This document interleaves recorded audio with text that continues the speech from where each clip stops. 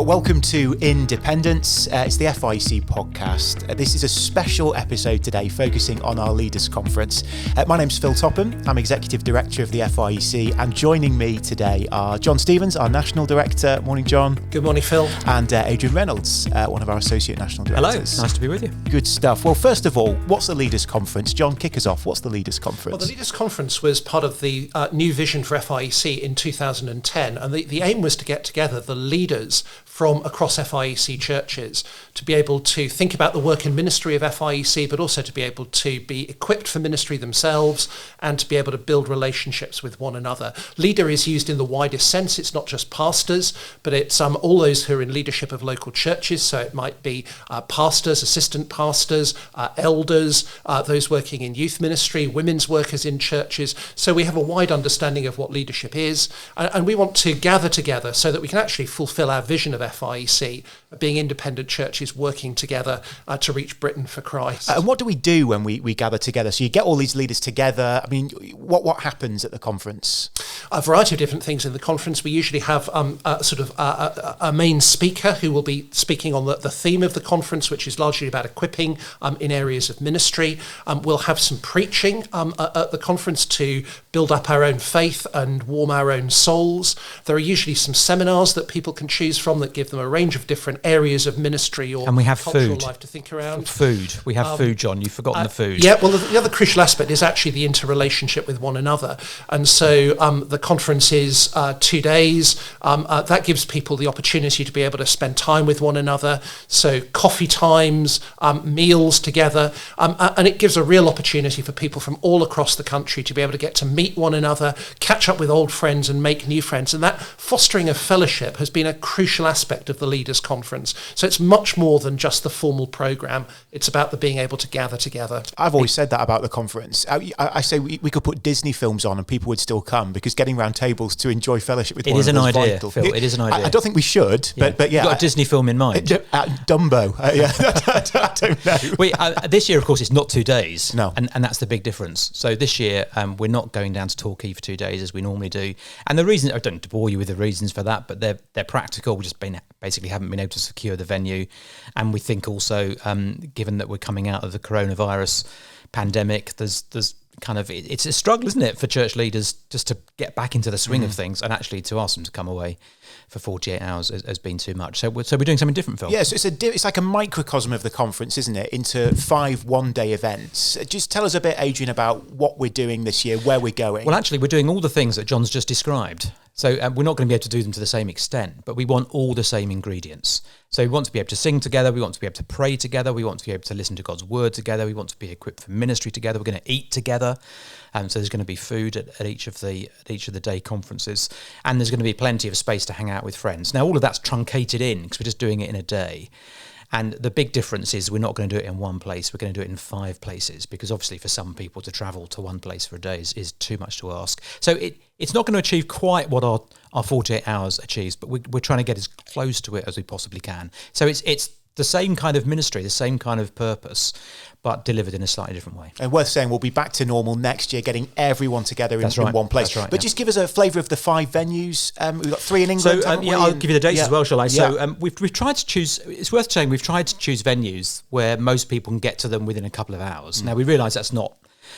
Without sort of running this day 10 times, it's not entirely possible, but we've tried to do that as much as possible.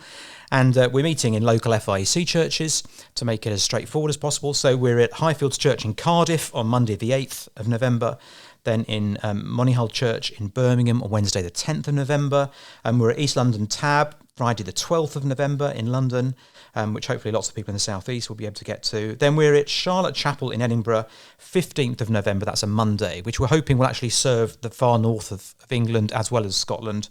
although we realise Scotland's a very large country. And then we're at City Church in Manchester on Wednesday, the 17th of November. Now, what's the sort of programme for the day? So it's worth saying, you kind of oversee the conference, Adrian, so a lot of what people see on the day is stuff that you've sort of brought into being. What are we going to be doing? How will the days look? Let's start with a theme, because that's really important, I think. We always try and have a theme. And our theme this time round is the glorious normal. And really what we want to do is to encourage leaders with the ordinary work of ministry. We want to say that the ordinary work of ministry is actually extraordinary. It's glorious. There's something very special about it. I think a lot of us have had our confidence bashed over the last 18 months in various ways. And as we regather as churches and as we regather as leaders, we need to reassert actually that we believe the fundamentals of Christian ministry. And so it's a call to return to the wonders of ordinary ministry set in the context, I think, of the vision for the church that the scriptures set out, this glorious vision from Psalm 87 or from Revelation 7 that sees the people of God as the glorious bride of Christ, and because Christ is with her and in her. And we want to set out that vision, because that makes the work of ministry worthwhile. And we're going to split that, Phil, into 3 sessions, I think. So we're not going to overload the day. We're going to have 3 sessions with plenty of space. And we're going to think about ministry. We're going to set out a vision for the church. We're going to sing together. We're going to spend time praying together. So I'd say all the normal ingredients, but spread out over just one day rather than 2. And who's going to be speaking? John, you're taking one of the sessions at all 5 venues, I think. I'm taking one of the sessions at all 5 venues, so is Johnny Prime is going to be speaking at all 5. And then we're asking local pastors from the places where the conferences are being held to also minister to us. So it'll be myself and Johnny, and then a local pastor will also be preaching. Now give us a flavour, John, of what you'll be speaking on. Well, I'm going to be speaking on the work of gospel ministry, particularly the responsibility we have to preach the word of God, to preach the gospel. I think coming out of the COVID crisis, it's all too easy for pastors to think that they have to do something exceptional or different because of the changed circumstances. And although we are coming out of a significant crises, I think we need to continue to have confidence in the basic call that we've been given, which is to preach and proclaim the good news of the gospel. That's the way that God brings people to salvation. That's the way that God grows people to maturity. And we need to have confidence in that ministry, which is what we should have been doing before COVID crisis, what we've been doing through COVID, whether online or in person, and what we need to continue doing. So I want to just remind us and encourage us that is our great task. And to have confidence that if we faithfully proclaim the word, we're not responsible for the results from that. We have to preach in different contexts. Sometimes there'll be times when lots of people want to hear. Sometimes there'll be times when people are resistant. In our culture at the moment, we are in challenging times in which there seems to be a smaller amount of response to the word than we would love. But actually our task is still to keep on proclaiming the same unchanging gospel with confidence that it's through that gospel. Keep your powder dry, John. Keep your powder dry. We don't want to hear it all. It's worth saying, Phil, that although we'll be doing all the things we normally do, it will be simpler. We've got to do this in 5 venues. We've got to keep going with it. So the music will be simpler, but we'll still sing. The food will be simpler, but we'll still eat. All of that. So don't expect a kind of a huge razzmatazz. We're kind of stripping it down and really making sure that the content counts. Fantastic. Now, before we come to the end, let me just put you on the spot for a minute. I want you to give us your favourite Leaders Conference memory from recent years. Well, it's easy. It's really easy. Go on then. It must be the hugging of John, I think. By a certain Mr. Stetzer. By Ed Stetzer, yes. And we had a little meme in the office. We wanted to create a T-shirt really that said "I hugged John," and sell it as at a conference shop. But we realised not many people would be able to wear it with good conscience, and so that's. In seriousness, I did enjoy Ed Stetzer. I found him very stimulating and helpful. I thought that was a good conference. What about for you, John? I'm not sure I have one single memory. I think I've been really blessed by the ministry at a number of conferences. Obviously, Ed Stetzer helping us to think about how we engage with the culture. The BT Annuabile speaking about how we build up the church. I thought Colin Smith was wonderfully devotional in his preaching and encouraged our hearts for ministry.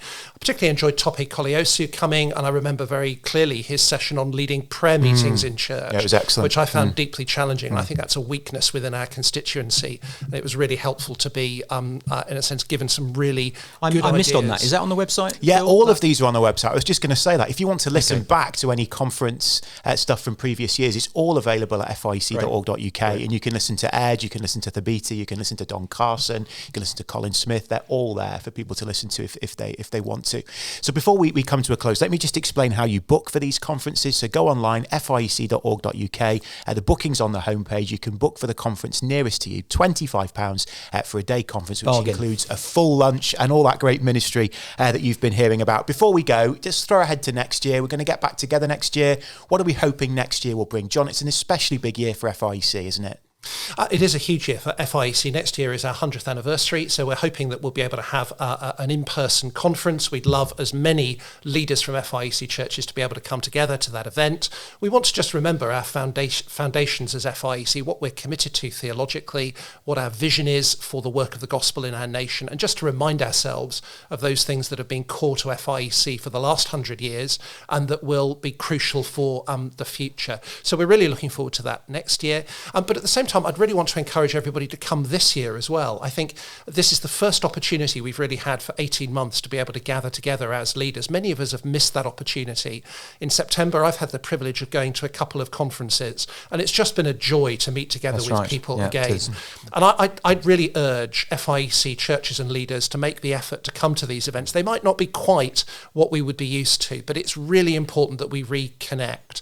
And I was speaking to somebody yesterday at a conference who was saying in their church, a couple of the lay elders in the church who aren't employed are coming to one of the local conferences because they couldn't give the time for 2 or 3 days down in Torquay. So it could be a real opportunity for people in the church who wouldn't be able to take the time to come to a full residential conference, to come and join us for a day. And it'd be great if we could have perhaps even more people coming to these local conferences. 5 conferences over 10 days, lots of travelling for us, and we look forward to seeing you in November. Right. So Adrian, John, thank you so much. My name's Phil. This has been Independence, the FIEC podcast. Thanks for listening.